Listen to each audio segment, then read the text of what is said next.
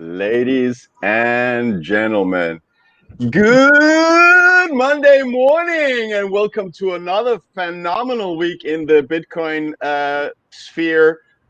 This is the Toxic Happy Hour where we are toxic towards scams that delay the adoption of global sound money.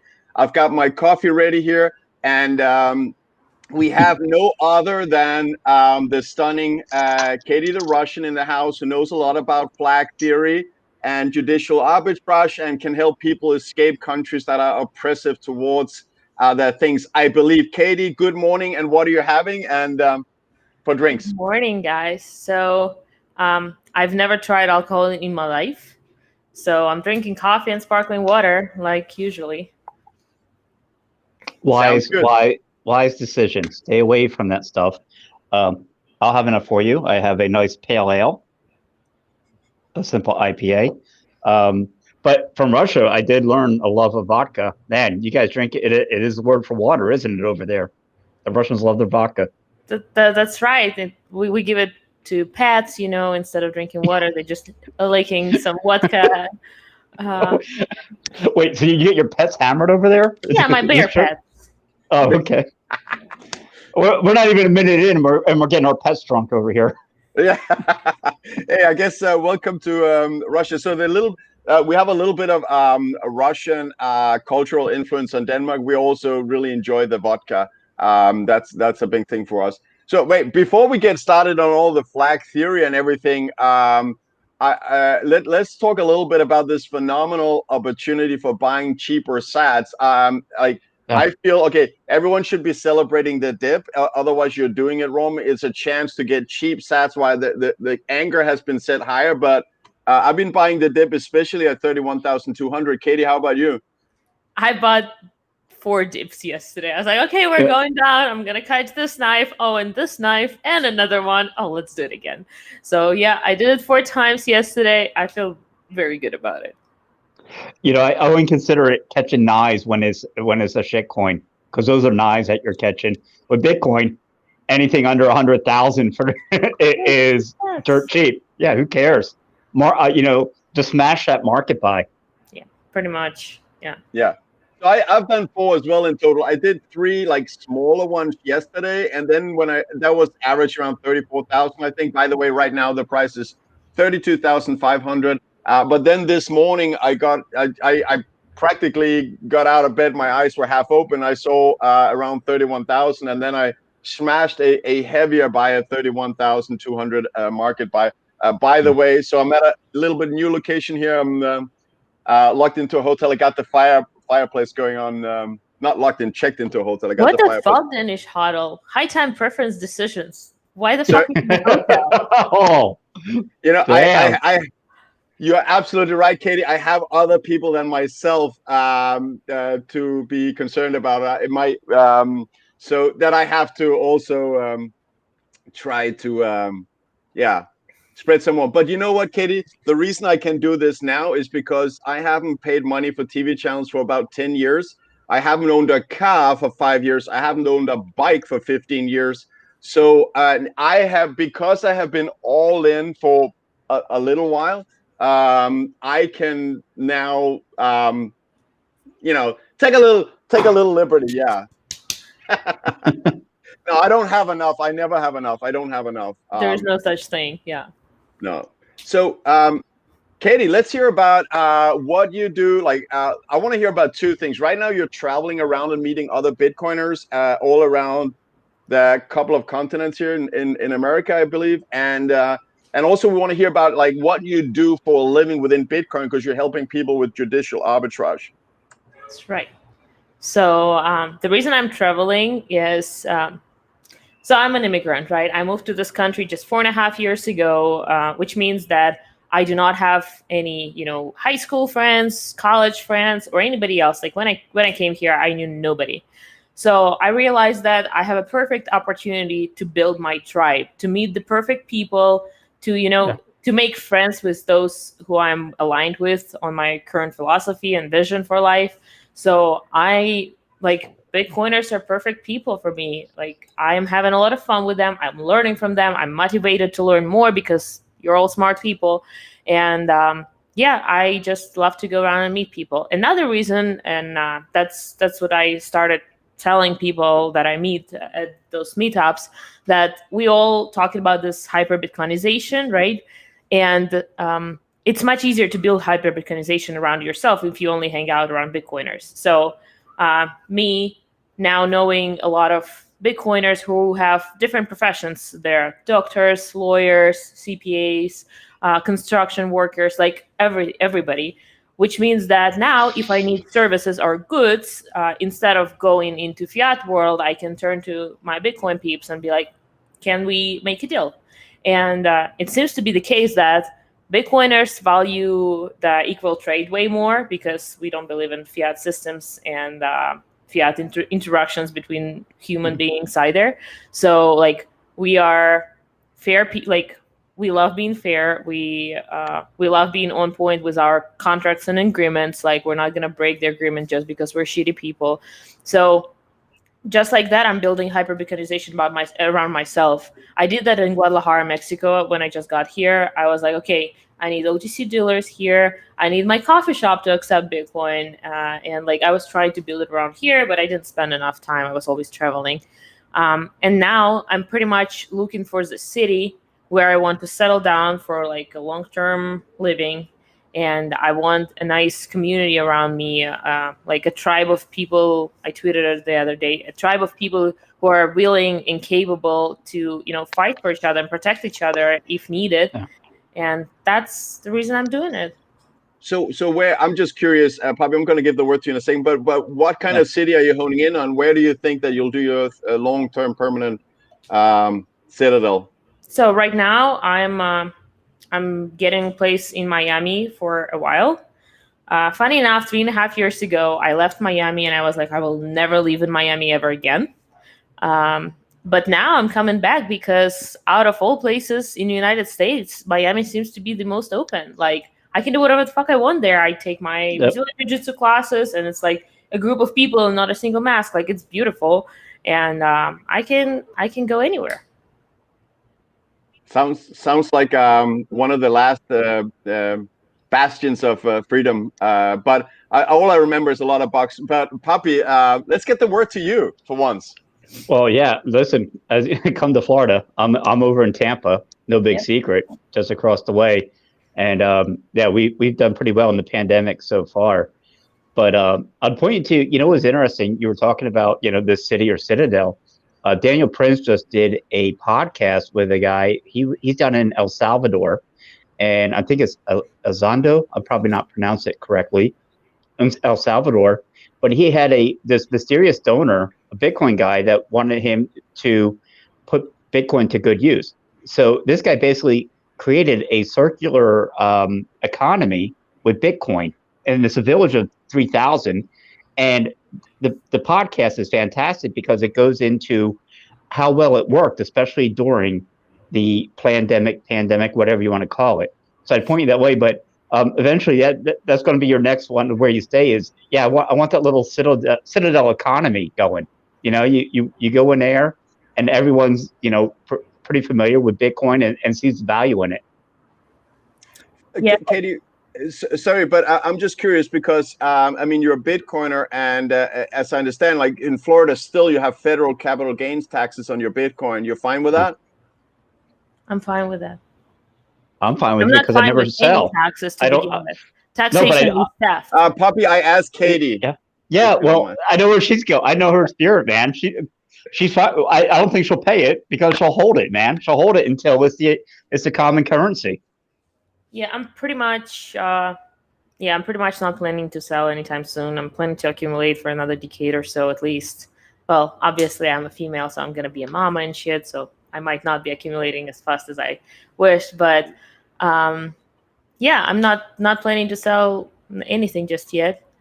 And taxation is theft. I am not okay with any kind of taxation. Okay, so capital gains taxes, theft.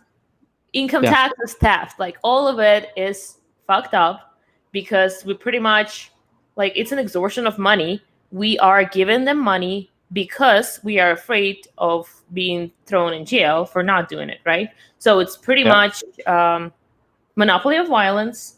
I'm being threatened by a big player and a state actor that I'm going to be thrown in jail if I don't file the scribbles and don't give them the money that I hardly earned, right? So how the fuck is that not a theft? I don't know. And how the fuck people think that that's the price we pay for civilized society? Go fuck yourself. Go learn something. Oh, go fuck I'm yourself. I'm not gonna. She's gonna fit right in here. Go fuck yourself. Shout out to all the people in the chat where we also have visit from Knut Svanholm, who says good evening from Scandinavia. But hey to all of you, Marty Sal, Greggy, Labra, Silent Lamb, all of you. Cheers, Coach brothers. Bailey Cooper. Hi, everybody. Hi, everyone. So another thing, since we're talking about Citadel, I'm also looking at Austin and surroundings. By the way, Pubby, you gotta come to barbecue on Saturday. Since you're not that far, there will be barbecue somewhere around Dania Beach, Bitcoin barbecue. Is that in Miami? Well, it's a little north from Miami, yeah. Okay. Oh, near maybe Fort Lauderdale, that area. Mm-hmm. Get it done, Puppy. You can't say no to an invitation like that. Well, I can't, but the wife can. No, it's going to be really good. I like really great Bitcoiners, some dirtbags coming. Yeah. Oh, man. Nice.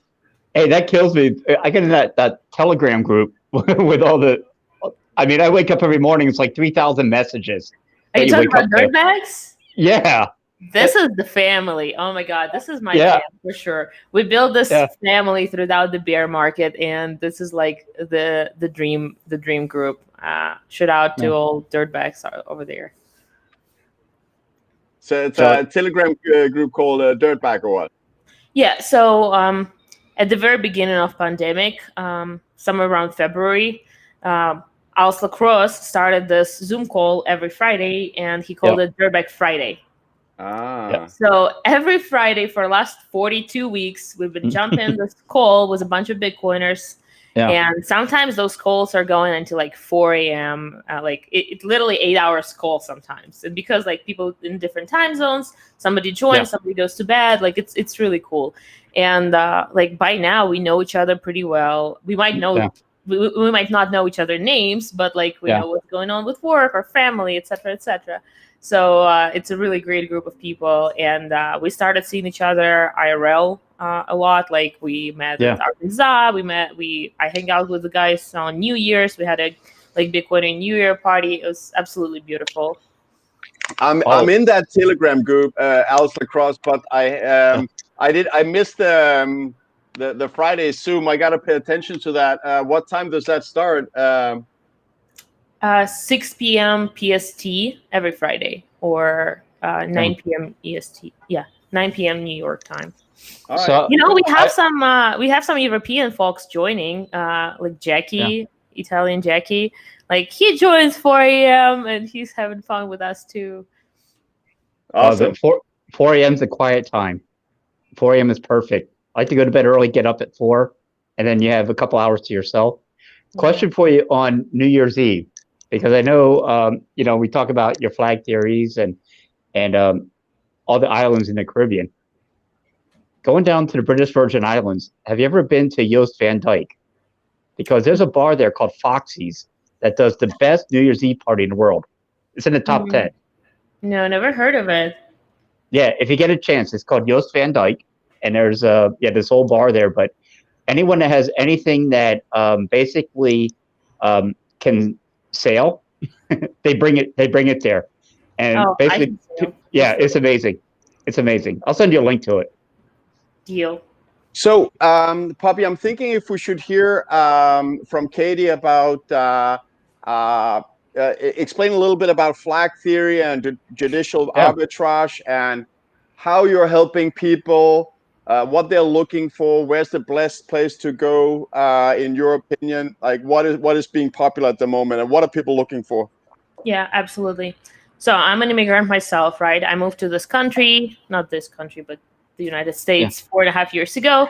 And throughout the immigration process, I realized that sometimes it just benefits me to not be a citizen of this country or even a resident. Like sometimes tourists have a better options to like get bank account or get on-ramp for Bitcoin and all that stuff.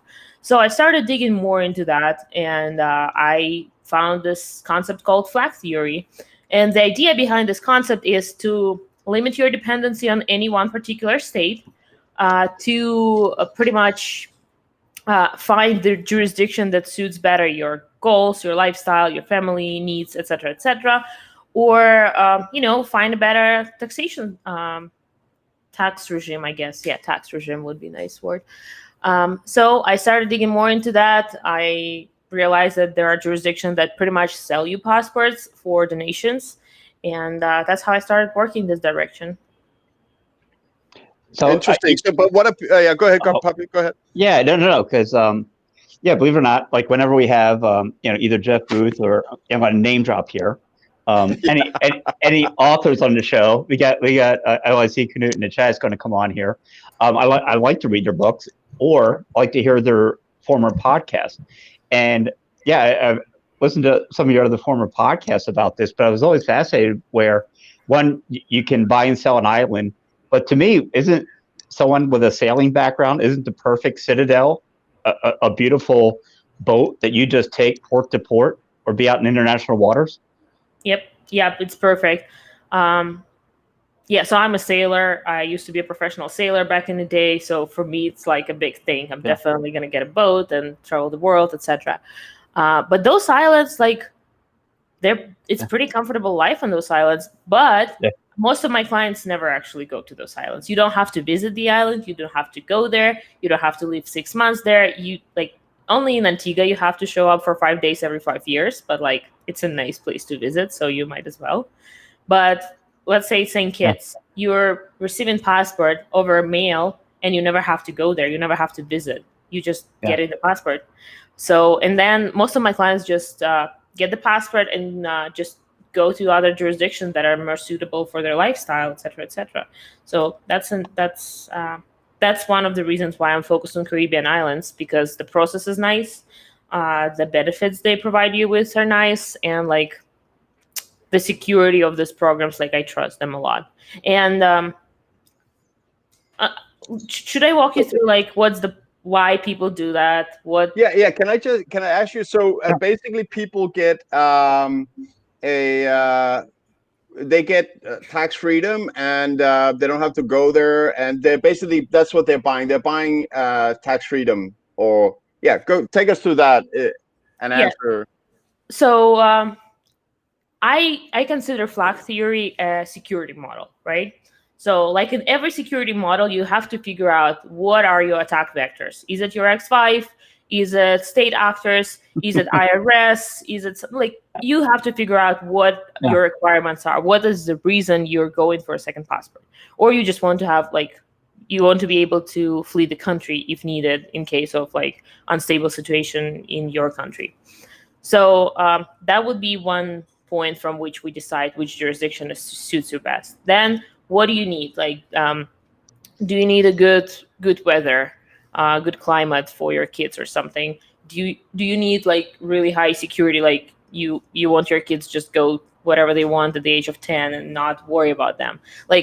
All these factors makes the difference between which jurisdiction suits you best. Do you need good banking? Do you need direct flights from Toronto? Do you need direct flights from Europe? Do you want to be in a particular time zone? So that's how we pick the jurisdiction first. Then, of course, depends on how many family members you have or which program you proceed with.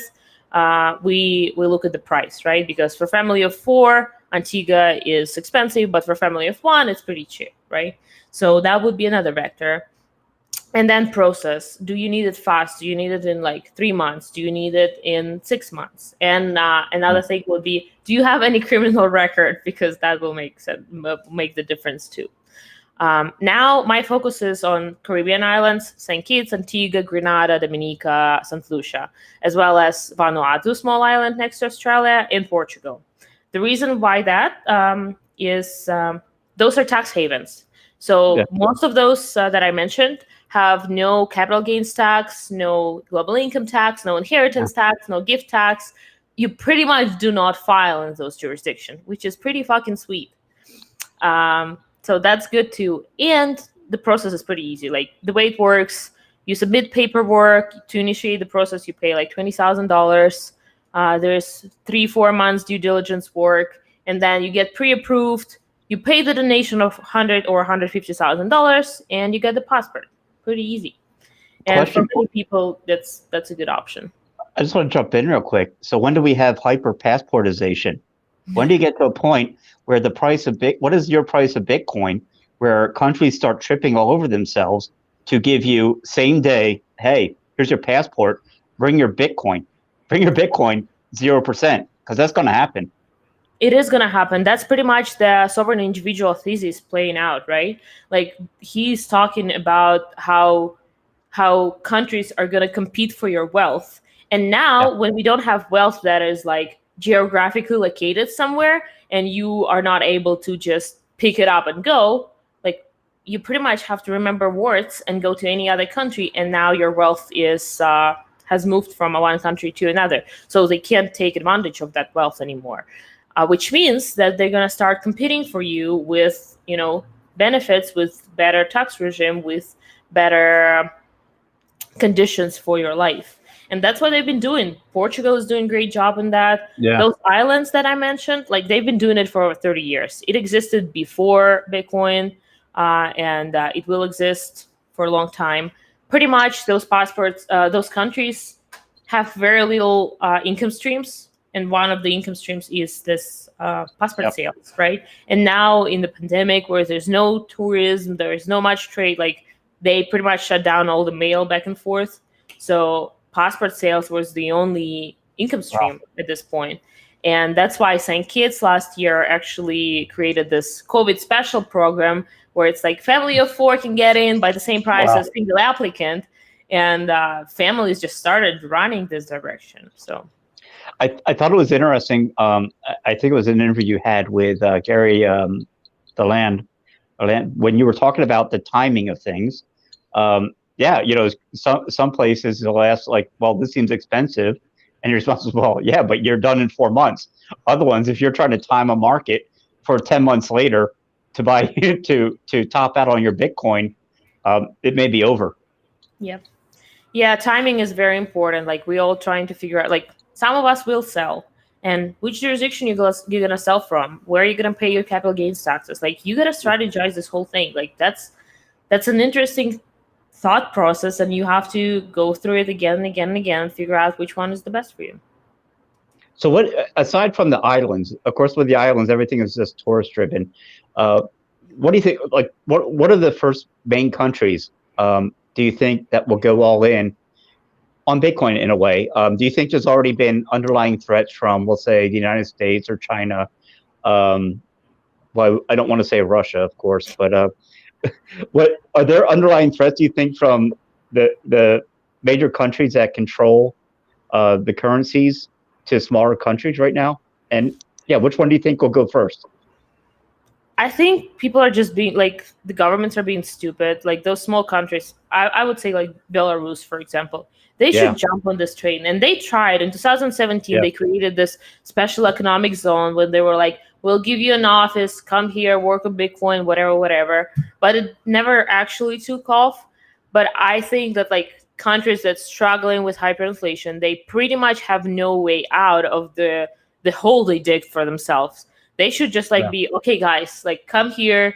Bitcoin is a national currency or something like Bitcoin is accepted everywhere. Everybody should jump on this, and like let's create a better financial system. And like that should be the case for those who are trying to find the solution. Obviously, those countries like Russia, United States, they know how to play the current broken system. You don't want to change the system if you know how to get rich out of this one, right? So I wouldn't expect them to change anything until they hit the necessity wall, when they're like, fuck, there's no any other way, we have to adapt it, otherwise it will happen. I heard yesterday that Iran, there was some story, I haven't read it myself, so I need to confirm it, but that Iran is the first country, like on a sovereign level, started buying Bitcoin. I can't confirm it, but that's what I was told. I think that's interesting. And it's going along with. I mean, what I think, and a lot of people have been expecting most of the time is that the buying of Bitcoin on a nation level will happen from the countries that need it the most, the ones that don't have a currency that is widely accepted, ones that are sanctioned by United States, and therefore need an alternative to the US dollars when they do their trade. Because using US dollars, all those trades can be blocked because the SWIFT system is just not allowing them to trade. But Bitcoin is sovereign money, it's our own money. We don't need to ask anyone permission. It's permissionless value transfer. You can't freeze accounts either. So that's for good or bad. But I mean, whatever you think politically, it's still I think it's just a better money for everyone, and including the countries that you may not agree with politically. You know what? Maybe they have a point sometimes when they're sanctioned. It was actually a big point for me. I have a story that is connected to what you just said. So I have economics, finance background. I went to school to study that. I'm a proud dropout, though. So my second year of college, I'm like, learning macroeconomics and stuff. And I was in Russian national team back then. So I went to Spain for 2 months to like compete at World Cup and do some trainings, etc., etc. So all my savings are in Russian rubles on my debit card. I'm coming to Spain. It was, I believe, February 2014. I'm coming to Spain. I have enough money to leave for 2 months. And then while I'm in Spain, the Crimea crisis starts. And Russia is being unplugged from a world trade. The sanctions from European countries happening, from United States happening. And my currency in 2 weeks drops 50%. And I'm like, wait a second. Like, this is not something I learned in macroeconomics class. What the fuck is going on? So, Russian ruble came from like 36 rubles per dollar to $80, 80 rubles per dollar. And I'm like in Spain. Everything is twice more expensive now for me. I'm like, Damn. This is not cool. And that was a big point after which I was like, I don't think I'm learning something that is actually, applicable for what's going on in the world. So very quickly after that, I dropped out of college. It's interesting. I remember because I'm always curious whenever I meet people that are into Bitcoin of, sort of what brought you here. And I'm a big proponent of, one, you buy Bitcoin at the time you deserve. That's maybe a lazy way out, but it's sort of true. It's sort of true on who's going to take a chance. But I'm always curious of what brings them there. And I know you've told the Slumdog Millionaire stories a few times on the kid that just happened to have the perfect history of growing up and finding answers to every question. But this is like Slumdog Millionaire to me, but there's multiple questions. So for you, I think it's cool. Growing up in the US, I didn't have to worry about the ruble dropping 2.5 times, for example, in a certain amount of time frames. But I think it's always a great point, is everyone has a different way to get there. And, part of my job, I help do crisis planning at our embassies and consulates around the world. So being able to travel to almost 100 countries, when I'm in Africa, I see what the value is of Bitcoin. When I'm in, Thailand or the Philippines, or you go somewhere and the workers go overseas and they find a way, well, this is the best way I can send money home to my parents without getting sent, bent over a barrel in a way, So I love the fact everyone has a different story on how they come into Bitcoin. This is the most, I think, equitable thing in the world that brings people together. Yeah. I'm pretty much always playing around the idea of how the distribution of Bitcoin is happening, like between genders, between countries, nations, etc., etc. And one thing that I'm concerned about is because all the good information is in English. So 5 years ago, I did not speak any English. I would not be able to understand any of that. I would not be able to read a white paper. Like, I would be fucked. So because I learned English, I was able to make it to the community, find the answers, pretty much find the information. But then what I think about from the other perspective is that United States and Australia and UK has never seen hyperinflation in the last few generations, right? Correct. So countries like Russia, Belarus, Lebanon, Argentina, all this kind of Venezuela, obviously, we've seen, like, my generation, and I'm young, my generation have seen multiple hyperinflations in a lifetime. So we get it. We get it better than Americans, even though we don't understand, like, we might not be able to read all the good information and all the good books, but we know how money don't work sometimes and why we should find a better system. So that kind of evens out the distribution of information, et cetera, et cetera. I remember when I was a kid, it actually made sense to put your money in their bank and you got an interest rate, and that interest rate was actually like, it was okay, at least compared to the official inflation rate. You actually made money compared to the official inflation rate. But of course, as I don't know if you guys have read Ray Dalio and the debt cycles, the short-term debt cycles and the long-term. So the short-term is what most people are used to. We are close enough that we can see that, the boom and the bust of the 2000.com boom, and then busted, and then the 2008 busted, and now again. And at the bigger picture of these long or short-term debt cycles is the big debt cycle, which is a collapse of the currency, which is likely what we're seeing right now. And honestly, guys, I just got to tell you, I don't know if we, for the first time ever, cracked the YouTube algorithms and actually were suggested somewhere, because we usually have a cute little private show here with like 20, 30 live viewers. And right now we're at 1,300. I don't know if it's a bug or this is real, if someone like the link actually appeared somewhere in YouTube's algorithms. Hey, look, yeah, that's obviously when we have our 3 or 4 viewers, it's a great show. Sometimes we get 8. No, to go back to Katie real quick, this may be the most equitable distribution of an asset class the world has ever seen. And I explain it like this. The people that got in early are the people that you want to get in early. They're the ones that were trying to create something for a better world. They're the ones, they're your cypherpunks, they're your anarchists, the ones I know you identify with. They're the ones with a heart of gold. Others are speculators. They're the ones that, man, you know what? I see a little bit number go up. There's something here. They go for it.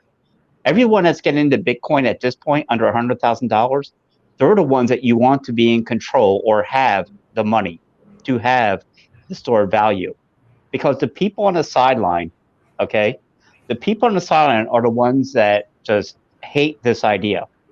And good, let them stay on the sideline, because this will come here. But guess what? When technologically Africa gets on board, when everyone gets on board, guess what's going to happen? What do you think? What do you think we're going to do with our Bitcoin? Well, Jesus, I mean, how much do I need to live on? And you slowly will put it out into the world. You will find your community, your passion, and do it. So to me, that's the brilliance of Satoshi that really no one talks about, is how it was going to be distributed, because you distribute the money to the best people in the world, and that's the community we got. Yep. I totally agree with that. I already know what I want to be doing in a few years. Like, I know what I'm going to be building. Yeah. So right now, you guys know about the passport stuff. I'm not very public about other things that I'm doing, but sure. I'm about to release a mobile app that is like sovereign approach to your health, which pretty much gives you all the self-assessment tools, brings together your blood work markers, your mental health screening, your lifestyle questionnaire, and provides you with all the tools to fix yourself. Because I believe that medicine around the world is absolutely fucked. Doctors have no interest to fix you, and the only person that has actual incentive to help yourself is you. Yeah. So I want to build this big thing that is pretty much like, hey, this is the tool. Take sovereign approach to your health and achieve your very best well-being ever. And that's what I'm doing right now. But the next thing I want to be doing is unschooling. I was like basically unschooled because I was in Russian national team since I was 11. I went to school like 3-4 months a year. And I think that was great for me. They weren't able to brainwash me as much as they usually are able to. So I pretty much want to build something for parents to be able to unschool their kids, not send them to public school, actually bond with their kids. Because I know that like around the age of 12, 13, kids just pretty much losing respect for the parents because there's nothing else left to learn from parents. Obvious conflict of interest. I want to have fun. My parents want me to study, all that stuff. So, and I want to build a system where parents and kids are learning together, educating each other. All of that is not textbook stuff, but like hands-on experiences, etc., etc. So that's something I want to build. Oh, Nice. well, you can say that because you don't have kids yet. Once you have kids, you don't even want them in the same room.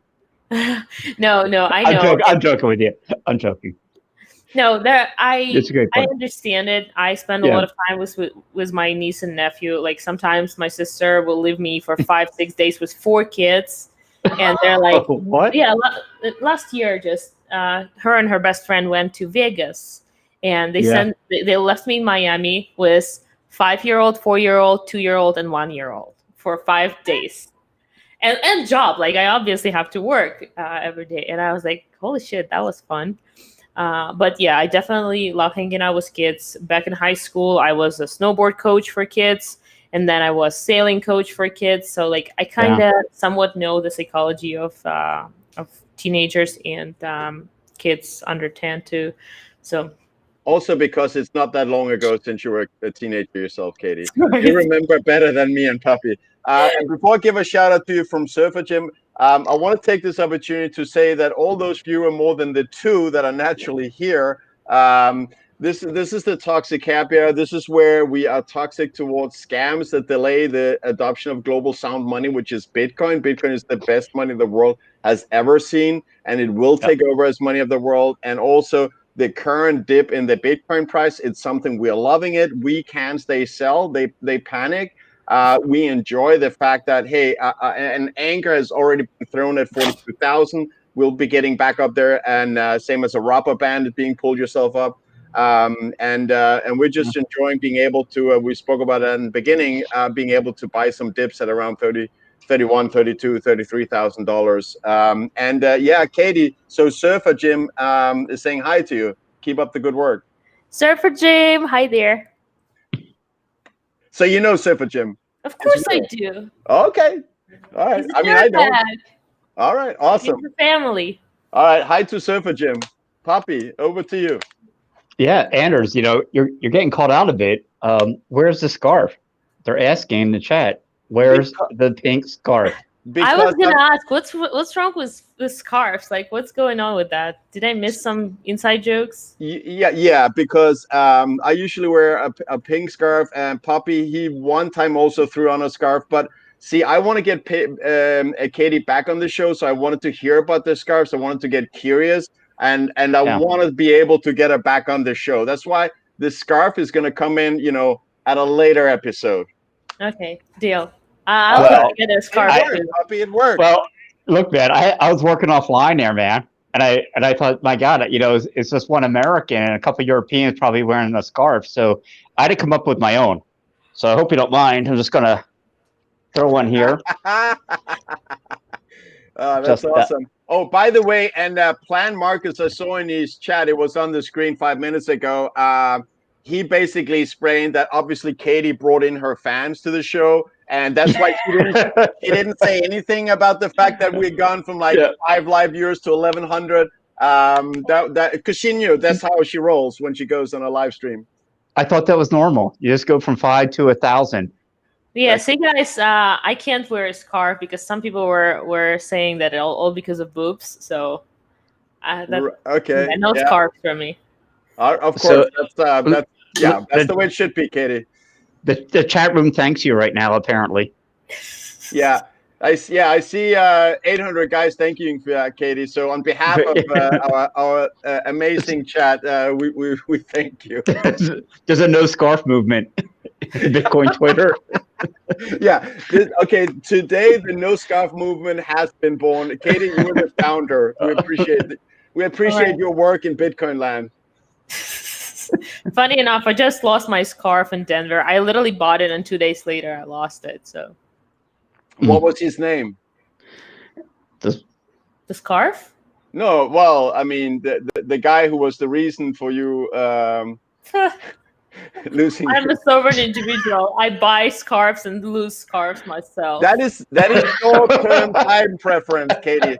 Yep. That's short-term. I thought you were all about long-term time preference and saving up for the future. I'll get there. You can see my scarf. I got it as a gift. I didn't buy it. That was a gift, and that's this was a gift. Uh-huh. This was a gift. This was a gift. I don't buy many things. Puppy.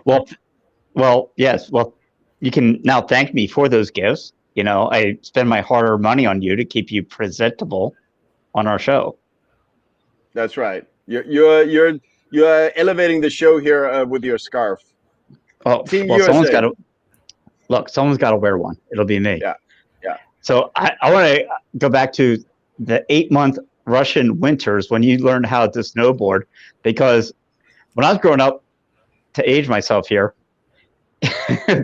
we made our own snowboards, because I think you're getting into skateboarding a bit. So what we used to do, we had to, my favorite skateboarder was Tony Hawk growing up. And what we used to do is we used to grab, remember, they got those fat skateboards. We used to take the wheels off the bottom, and then you took they had the tail, the tail fin on the back. That would become the front, but we made our own mini snowboards because there were no snowboards then.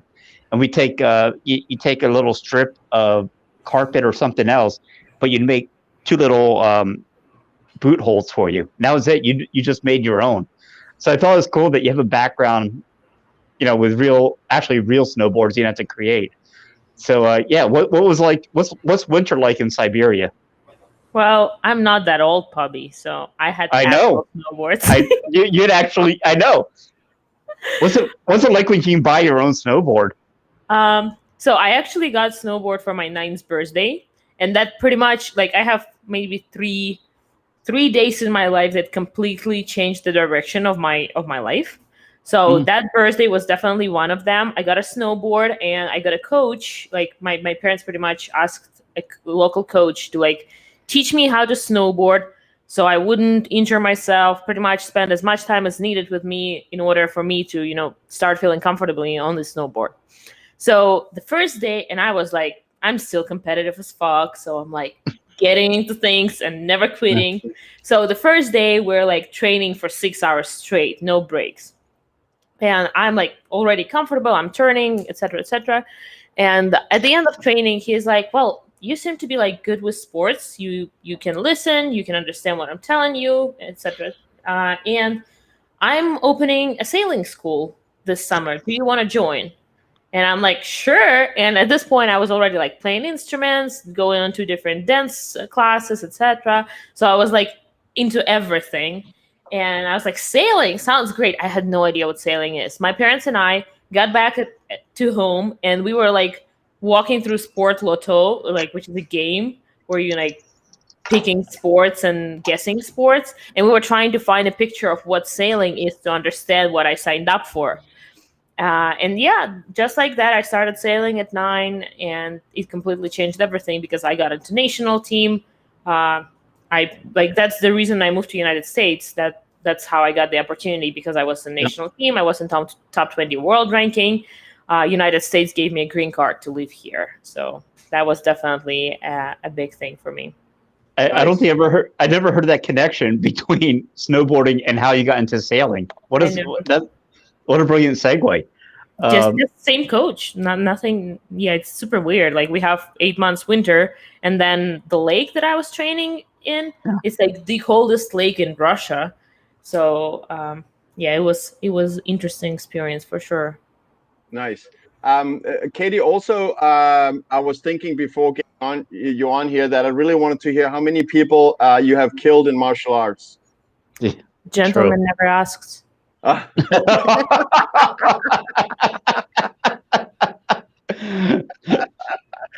right. Fair enough. So if anyone wants to ask Katie out on a date, there's your answer right now.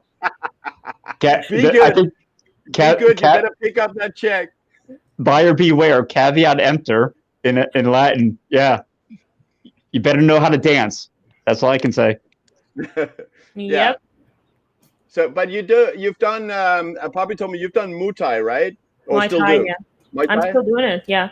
Muay Thai, and I started recently Brazilian Jiu-Jitsu. I like it a lot as well. So. Oh.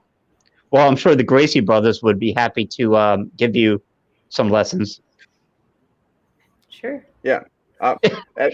So jiu-jitsu, as far as I know, it's very practical and relevant because most fights end up on the ground, and that's why you need to do ground fighting as well, right? Yep. Well, what? So, is it? Don't worry about that. That's just a little app I got going on. That sound, it triggers the all-in alert. This is the time you should be all in, and anytime you don't hear it, you should just leave your positions all in. But when you hear that, it's analysis of the current price of 32,500 means you should be absolutely all in, and then some.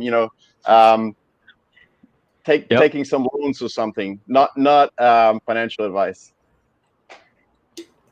What is this hooker stuff like? What's going on in the comments? It's this water pipe that you smoke in the Middle East. Sure. Yeah, they're not really not nice people in the chat. It's but yeah, I can see that's yeah.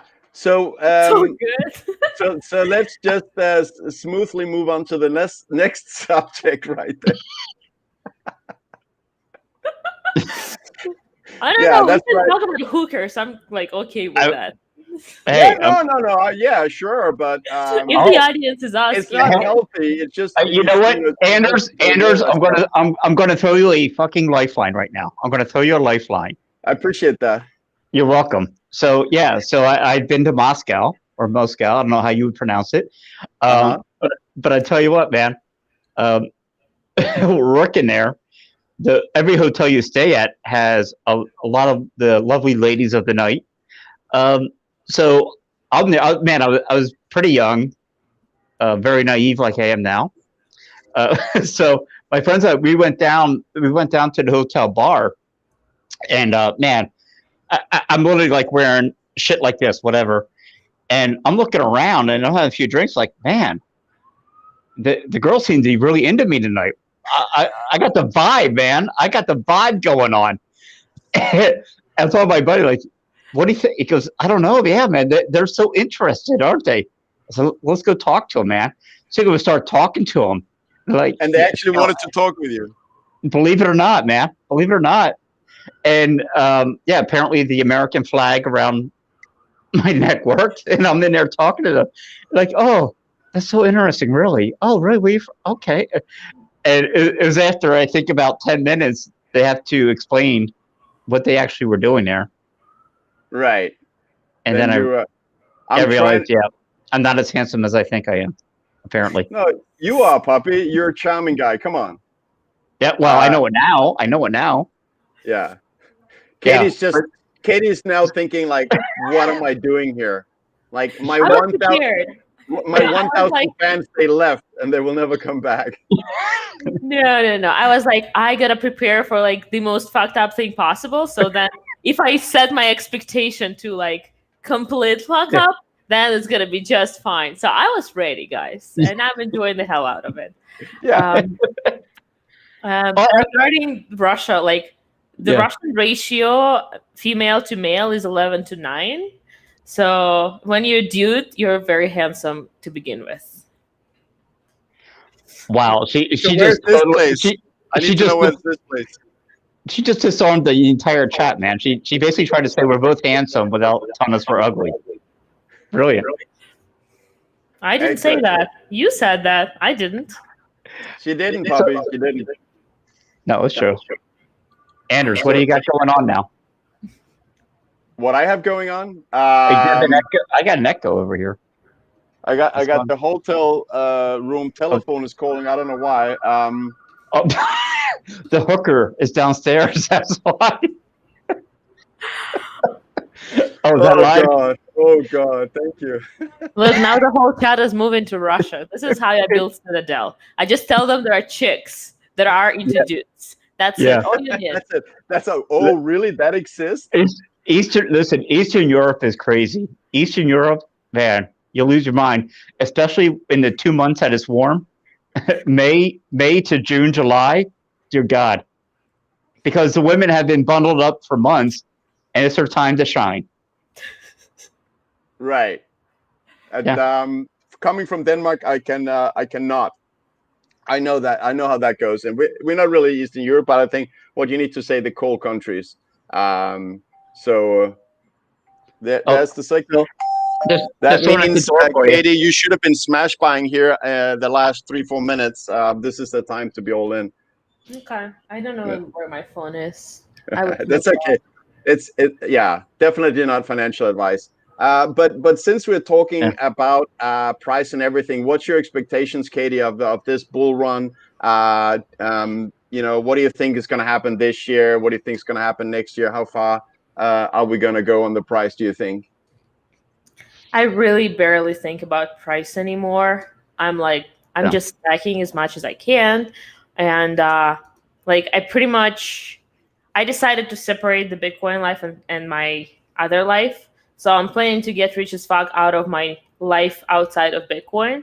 And Bitcoin is just going to be a nice sovereign money stack that I sit on for maybe my kids or, future developments, etc. So that's pretty much how I was able to accept that I don't have enough, because I was like, okay, I don't have enough, but I'll keep stacking, and I'm not planning to get rich out of Bitcoin. Like, that's a separate thing. I still need to get rich out of my fiat businesses, etc. I love that. That is like a double dip strategy on life. Your Bitcoin and that stack will be enough in itself for financial independence, but you want to make sure you get that either way from, let's say, real life through running businesses, and that way also you're not dependent on whether the price crashes. It doesn't matter. Yeah. It won't ruin any financial independence for you. It'll just give you an opportunity to stack some cheap sats. Puppy. Yeah. I don't know how much more you can add there, but for people that are out there that are just just getting into Bitcoin, look, keep your day job. Keep your day job. Look, keep it on the side, because it's an asymmetric bet. I know where it's going. You guys know where it's going. But if you're new to it, let me tell you something, man. If you're looking at fiat currency, I can tell you on the side that CPI is pretty much bullshit. You're paying 15% a year in taxes. I'm telling you, take a chance. Look at a 12-year record, a 12-year run of Bitcoin from zero to hell. I'll even call it 30,000. We know it hit 42. But take a look at it from zero to 32,000. That is non-correlated to any other entity, even the stock market.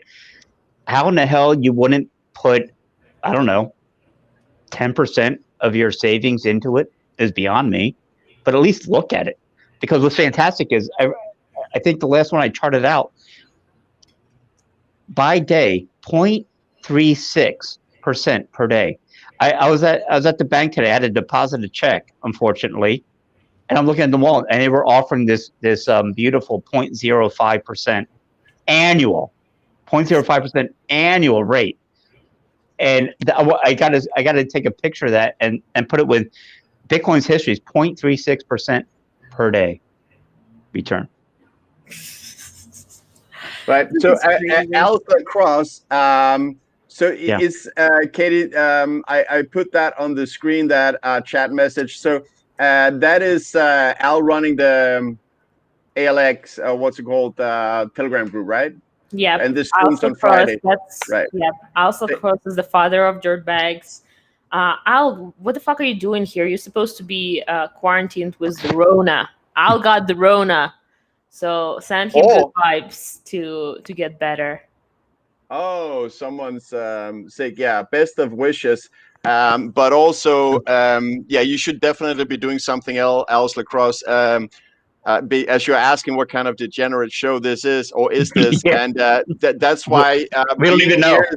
Being here is a waste of time. It's only Bitcoin bullish talk and shooting the S and taking a pee Yeah. on each other. I mean, No, no, that I sounds ain't doing worse. that.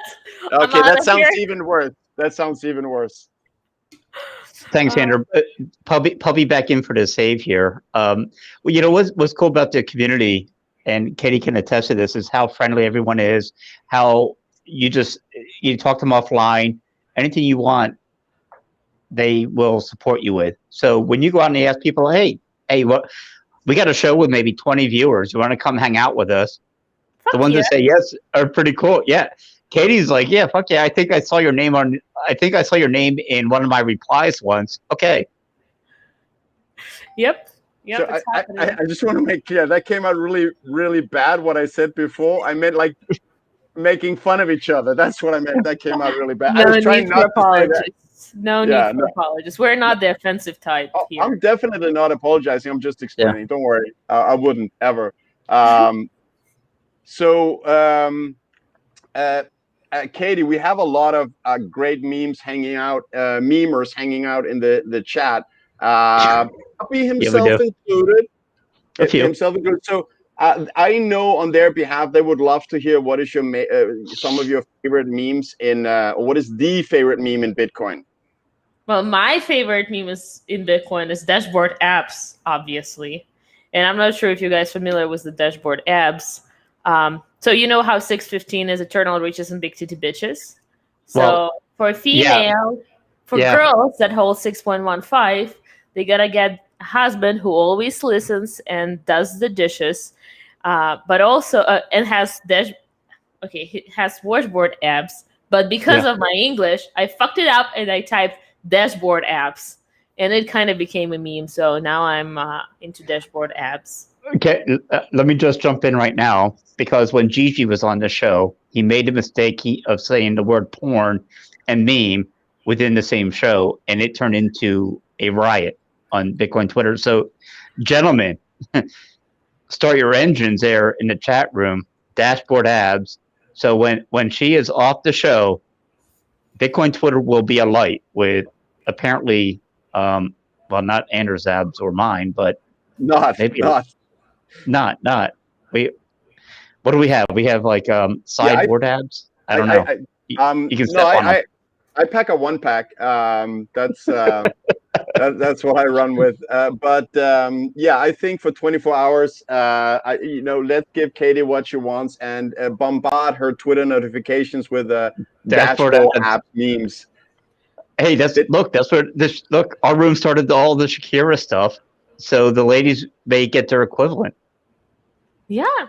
And there was like the whole theory how girls, like what girls are going to get if they have 6.15. I have a big tweet about it, like supportive husband who always listens and does the dishes, but it is also weirdly mysterious, pretty much a Brad Pitt from Mr. and Mrs. Smith, something like that. Oh, we had him last week. His name's Robert Breedlove. You had him a few days ago, right? Yeah. I think that's probably what you're looking for right there. That doesn't get much better. I'll find my dashboard apps. Don't worry about it. I'll get there. I'm sure. Accepted applications. There's a bunch of CVs now coming up into space.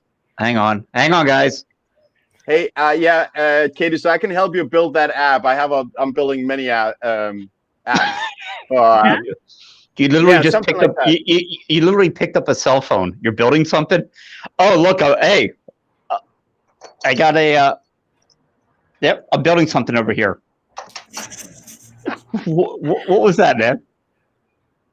Surfer Jim actually put it in comments early on. So Surfer Jim is supposed to evaluate my future husband. He's going to be the one who's like, Katie, I'm blessing you for this one. So you can send applications to him too. Hey, Pubby, I think that was a call to action right there. Or maybe that was just in general to the 1,000 fans, but they unfortunately they have left again.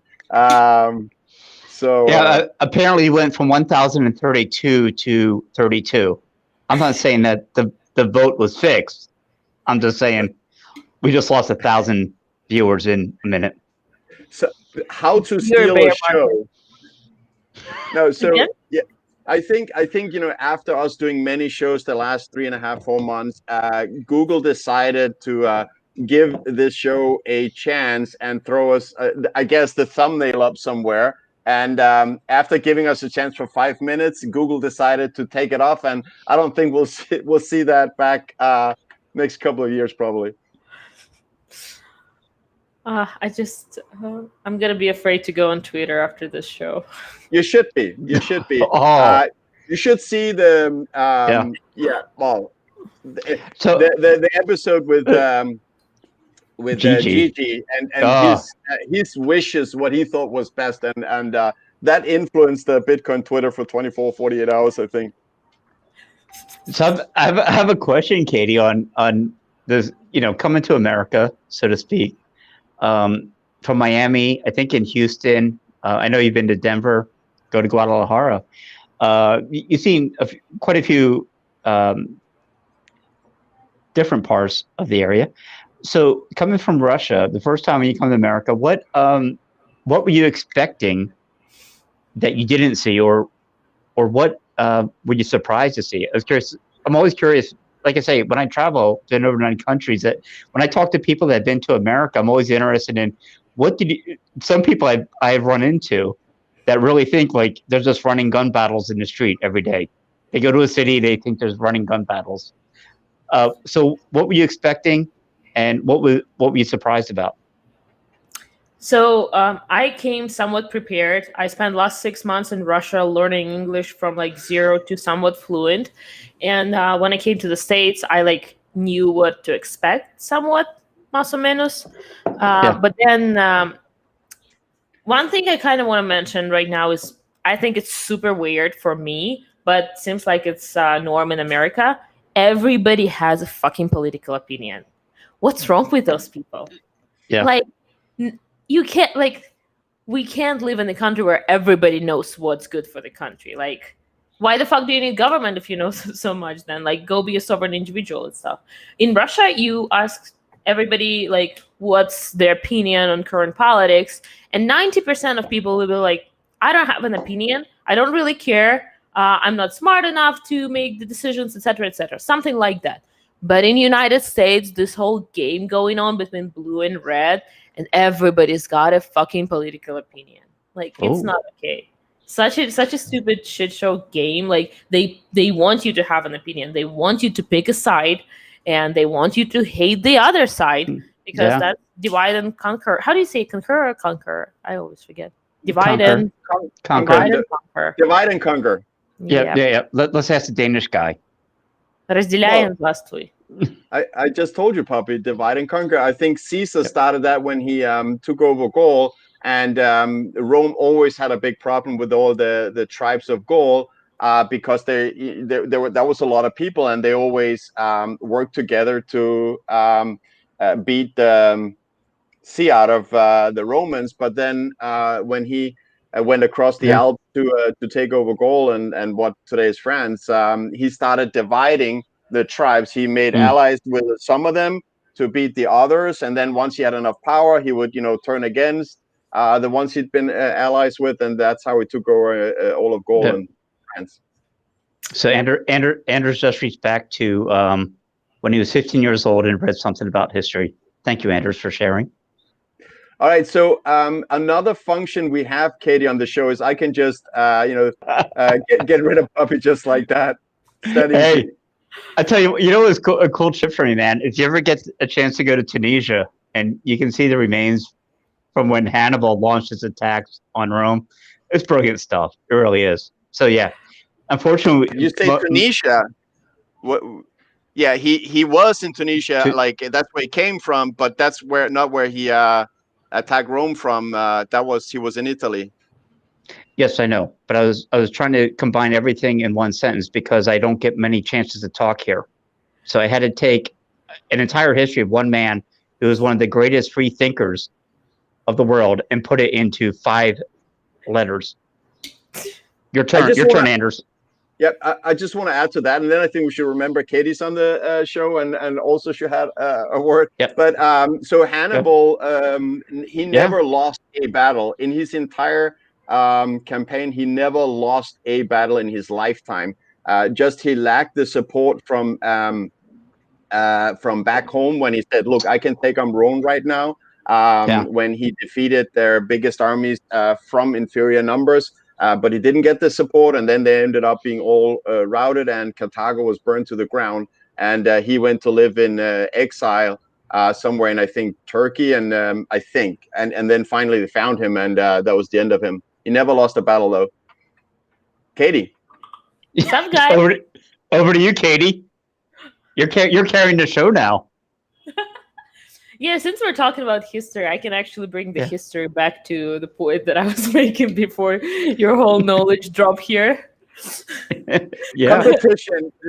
Like, who knows the most about history? Please go ahead, Katie. So, regarding the politics and difference between political opinions in Russia and here, I keep saying that, like, in Russia, we've seen in the last 120 years, we were monarchy. Then we killed the whole family. And then we became communism. And now we're democracy with the same president for 20 years. And, like, that's why Russians are on default anarchists. We have no respect for government. We have no respect for law enforcement officers, like cops and stuff. And I think that what makes us somewhat freer than y'all. Because in the United States, you guys have a mad respect for your heroes in blue. No matter what they do, they can do whatever the fuck they want, pretty much, because they're better than us. They're here to support the civilized society, which is pretty much giving them so much power that nobody should have. Like, even the best person with the best incentive, give them that much power, and they're gonna fuck it up because, like, humans do not do well when they get to a lot of power. So I think that's a big point that I was like, what's going on in the States? And one thing for those who are thinking that those are heroes in blue, like, remember how many times you see cops behind you, and instead of thinking that you're secure now, you're safe because they're behind you, you're thinking, am I fucked? So, like, that's the first thought that's happening in your head, right? So maybe you're like, you should reconsider that they're not here to secure you, to make sure that you're protected, but here to fuck with you, to enforce their monopoly and violence on you. Oh, of course. Yeah. No, I couldn't agree more. But it's done in different ways. I'm trying to think. There's a French philosopher, and I can't think of his name right now. But he talked, Jacques Ellul. So obviously I don't speak French, so any French speakers out me, correct me on my pronunciation. Jacques Ellul wrote a book called Propaganda. What he was brilliant about was how he described how propaganda is used, what you would think are two seemingly different countries, but they use it in different ways. It's just the same techniques. And the Soviet Union and Russia use it the way that the Americans did, just differently. The same techniques, but just offered it up to control the people in a different way. Katie, Plan Marcus, a good friend of the show here, is asking, why are there so little women in Bitcoin, and why are you different? I do have answer for that. I've been invited, like, back in previous bubble market that we had in 2017 with a bunch of ICOs and fake conferences. I've been invited on, like, women in blockchain panel, and I would always be like, you guys really don't want to see me there because my opinions are not something that you expect me to say. And I just think that girls are naturally not interested in this kind of stuff. We are more agreeable, right? Which means that, like, we are not looking for fuck you money. We're, like, just fine with the current system. We are less analytical, and it's like all those things are natural, and that's why we don't have any movement. Whoa! You can't say that shit in America. Sorry, you can't say that thing's natural in America. I'm a woman. God. I can say whatever the fuck you want. It's you can't say that's true too. But I can't. That's true, right? Fuck. Hey, this was the whole show. Like, earmark this. Triggered. No, I think it's brilliant. But it takes an hour and a half or an hour and 12 minutes to get to the brass tacks, as we say. She's absolutely right. No, I've got absolutely a right. pussy pass. I can say whatever the fuck I want. We're in America. That's how it works. So Oh, yeah, we're gonna. pretty much, Yeah. yeah. I'm done. Go ahead, please continue. But I'm not concerned about it at all because like we know that 70% of family spendings are going through females. So like we will get to your money, guys. Don't worry about it. We will take care of the distribution. Yeah. You'll get the wife. Wife will spend your Bitcoin on something that you might need or not need. True. Yeah, that's very natural. That's just how we are. You guys are figuring out how to support the family, how to be disagreeable, and the same thing with the wage gap, right? Like there is no Yeah. such thing as wage gap. There are Total girls that have different priorities. Like we are Yep. prioritizing our stress levels Yeah. staying low instead of going and asking for a raise. While you Yeah. guys, as a man, will be like, no, I want more. I am ready to ask. I don't care about my stress levels. I can go ahead and ask for it. Yeah. That's one thing that we just have to accept. And I'm disagreeable as fuck. So maybe that's why I'm a Bitcoin. And I just have to be conscious about it. And No, you seem you think you can seem be a lovely. Bitcoiner. Okay, yeah. No, yeah, but that's yeah. You can still be lovely and be disagreeable. I think what makes you prone or having a good foundation to be a Bitcoiner is to have independent thinking and be critical and be focused on not just handing over power to people who shouldn't have power over you. I think that gives a great foundation for being a Bitcoiner. Yeah. Yeah. Can you follow up on that, Puppy? Oh, sure. I'll jump right in. It was fascinating here because it's such an anti-Western sentiment and mindset. It's one I truly agree with in a way. You know, the brilliant part about men and women is that we're different for different reasons and that we complement each other. It's the fact that most men get a sense of pride out of being able to provide, nurture, take care of the woman he loves. She gets a sense of pride of protecting her children, the man. And we've sorely lacked that in the world. Now, I say this knowing I'll be banned by Twitter in about a minute for saying that, but it's absolutely true. And that's just one of the other facets of Bitcoin that brings us together, the proper harmony of what we do and the equal recognition of the value each brings, because the value is the same. The value of a man that can go out, earn that living, the value of a woman takes care of the home. It's an equal value. And once you respect that within each other, you have a happy life. Yep. Yeah. Sorry, that's the beer. That's the beer talking right now, man. No, what's happening in the Western world? I think it's totally breaking the family unit, breaking the right female-male energy. And I was asked by a fellow Bitcoiner a few days ago what's my most controversial opinion, and like what we're talking about right now is what I get the most amount of hate for. But I kind of have a good position to talk about it because like they can't tell me that I'm stay-at-home wife just yet because like I have businesses. I am clearly building somewhat career. So a lot of people would think that I'm a feminist, but then I saying that like I'm anti-feminist. I think it's absolutely the worst thing that could happen to family unit and the worst thing that girls could ask for, like because it doesn't benefit us. It doesn't serve us at all. So I had a really interesting situation at the Christmas party. Your guys' Christmas, not mine. So I was invited to this party of like 20 people, somewhat the same amount of girls and boys. And everybody was from different country pretty much. Like it was a bunch of singles immigrants who just came to the same party and didn't know who to spend time with. And I was there too. And obviously I got into like a bunch of debates, opinion sharing, etc., etc. So there was this woman, 52-year-old, and she's like, well, I really like the way you think. So 2 hours in, I finally mentioned that I think feminism is the worst thing that we could ask for. And she's like, wait, what? And I'm like, yeah, I'm anti-feminist. Like, I think it's absolutely wrong. She's like, well, I'm a feminist. But because at this point, she was already interested in my opinion on other things, she was like actually listening And by the time that like I finished my thesis on like why I think it's wrong, she was like, okay, it's interesting, I might agree. So I'm in a good position to talk about it. I'm a girl. I'm clearly trying to be successful in like businesses and stuff. But at the same time, I want to be a follower. I don't want to be leader in a relationship. I want to find a man who is stronger than me and who will be leading our relationship and our family, etc., etc. So maybe I should, talk about it more loudly. I was thinking about it lately. So.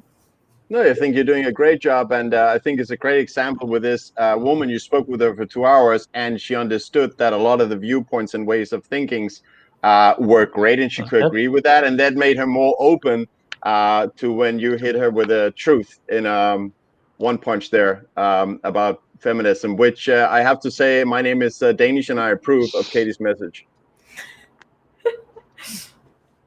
No, it's fascinating. And there's a fine line between what we would consider traditional values, or there's some also hateful rhetoric of, the man should be in charge and all that. But to me, there's a fine line. There's a middle ground I think we can meet. And I think for society, man, if you can find the right woman that appreciates, to me, that's sort of the Bitcoin line. The Bitcoin line of understanding where that value is. The value the wife can provide within the home, go outside the home. As a man goes inside, you take care of each other. And that's what I find fascinating. There was a lot of hateful rhetoric from the early 70s. Like you talk about when it came to feminism, is everything wrong in the world is because of man. Well, come on. Let's go back a bit, take a step back and watch it. So, no, Katie, I think you have a very balanced view on this. And yeah, I applaud you for, well, it obviously worked because you took someone that had probably 40, 50 years of one viewpoint, and you had her question her own viewpoint within meeting her. Yeah. Yeah, that was really interesting. Do you know, guys, about toxic ladies? No, let's hear about it. So we have a Telegram group of 40 toxic ladies that are Bitcoiners or wife of Bitcoiners, and we're all pretty much like talking on all the things like Bitcoin and outside of Bitcoin. So like unschooling, natural birth, like dieting, feminism, anti-feminism, all this stuff. And it was pretty cool to find like so many girls that have like share this opinion with me, that are into Bitcoin through themselves or through their husbands. Like, it's just super cool group of chicks. And shout out to all the toxic ladies out there. And it's funny because you guys have toxic happy hour, and we are toxic. Yeah, but we don't discriminate against the other gender here, Katie. Oh, yeah, Katie. Yeah. And so we need to go down the list of all the toxic ladies in Twitter because no, it sounds awesome, Katie. Yeah, it does. Oh yeah, wait, it was really good. I think we're great now. I'm mansplaining. What? I'm mansplaining. Damn it. Go ahead. Sorry. Okay, I'm mansplaining now. I just want to say, so I'm in a hotel room, and I did get a delayed checkout, but we have about like 5 minutes left or something. What? Oh, yeah. What? No. All I'm saying is Katie maybe wants a man that can stay in a hotel room past noon. I'm just saying. Maybe she wants a man that will call down the front desk and said, "May I have 10 more minutes?" I'm just guessing. You know what? I think she wants a man that doesn't let him get pushed around by a co-host puppy. I think that's what Katie is looking for. That lobby is full of hookers right now. There's like 18 down there waiting for you. I'm sorry, the hookahs. The hookah pipe. Anyways, so sorry. Okay, back to the conversation. Did we have a conversation though? I guess we did. But I just wanna let everyone know that we have Katie's Twitter account down below, where I'm sure you link to all the stuff you do in your work.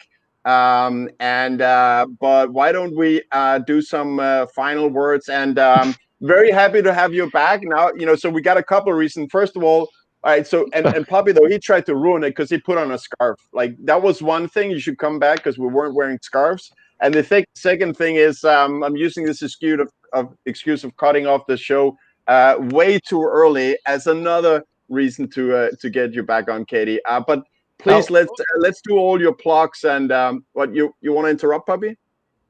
Oh, I was gonna say, we can't keep the restream going without you. You get the technical skills. The chat room's still lit. I think it's going through my computer and my browser, so I think it won't work. Man up. Listen, take a break. Call downstairs and say, look, I'm going live for another 30 minutes. You're going live for 30 minutes, and then you come back and join us. Yeah, I'll go live for another 2-3 hours, but it'll be another day that the three of us do this. So I think we should let Katie talk now instead of you trying to be a man here, Puppy. Okay. I actually really wanted to talk about it because I think I should speak up a little bit about this issue that we have on Bitcoin Twitter. It's fucking pleb. It's pleb. Oh. It is pleb. Oh. Thanks, guys, for reminding it.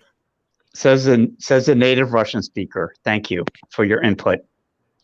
So when Preston Pish is on the show, and I called him in on the argument, he understands the nuances of pleb versus plebe, and he will set you straight. So you will get a special backroom sort of green room look at the talk when Preston Pish is on the show to explain why it's plebe. I promise. What's wrong? Why would I listen to him? All right, so yeah, I gotta say, I'm still undecided on this, but I know that Puppy has read about 1,000 times more books than me, and he has explained why plebes come from plebeians or something, and plebeian. Well, I get the whole. I love these final words. These are great plugs. These are the great final words. But the important. You don't have anything else you want to say, Katie? Well, the important thing is, it's from wherever you live in life. It's beautiful. This brings it full circle to Bitcoin. Growing up in the U.S., a plebeian or anyone or a plebe was always the first year you were new. So this was fantastic. So yes, listen, I love the fact that you guys are plebs or plebes. That's why I put out a meme of. I don't know if you saw the meme when I have like the two factions from Braveheart running together. You get to the end, do they care? No. They're Bitcoiners at heart. Yeah, and look, if you were here in 2017, which I think, Katie, you definitely were, you saw the infighting in the Civil War with the big blocks and the B trash that was launched in order to try and dominate Bitcoin with big blocks. And when you see one of the hottest topics of infights in Bitcoin Twitter is plebs versus plebes, you just know that peace has settled on Bitcoin and everything is good, and there is no longer any threats of importance, I would say. Katie, please take some final words, plugs, and your Twitter's down below. Afterwards, Poppy, you can go, and then I'll do the sign out. All right. I do not have any final words. You guys know what you're doing. I had hella shit ton of fun. It was absolutely great. I really enjoyed the show. That should be it. Thank you. Thank you, guys. Really, really enjoyed it. Puppy, you want to say something? Yeah, I felt that with my scarf and my viewpoints, I saved the entire show from being a total disaster besides Katie showing up. So, thank you, Anders, for not ruining it as much as I thought you would. No, at the end You're of the welcome, day. Puppy. Thanks for. No, that's okay. Okay, it's okay. Go ahead. No, I'm gonna jump in for Katie. These were for 2 years. Anders and I would just talk on the phone like this, just bad mouthing each other, and we finally said, "Hey, let's put this online. That's a great idea," and we did, and here we are. No, thank you for joining us.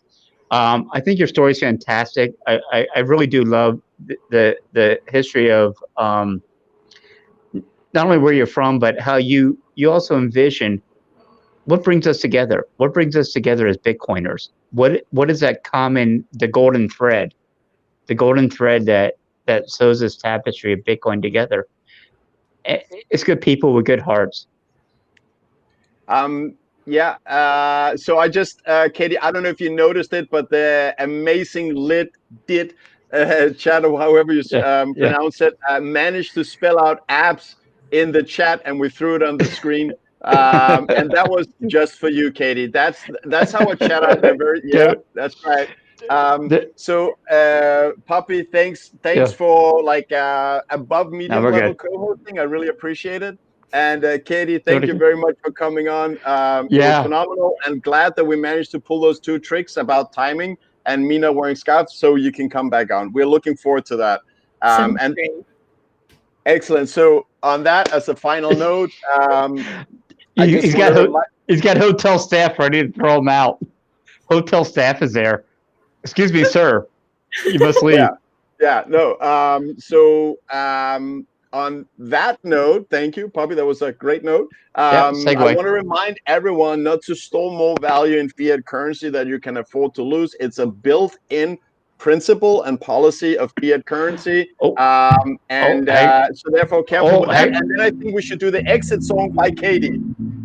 No, I'm just, the subtitles are going, who was in the show, etc., etc. Soundtrack. You can hang up now. How can I hang up on this? Keep going. All right. Thank you so much, everyone. See you on the next one. Katie, look forward to have you back. Puppy, thanks for being funny and having great questions and comments. Same to you, Katie. Awesome. See ya. Bye, guys. Bye.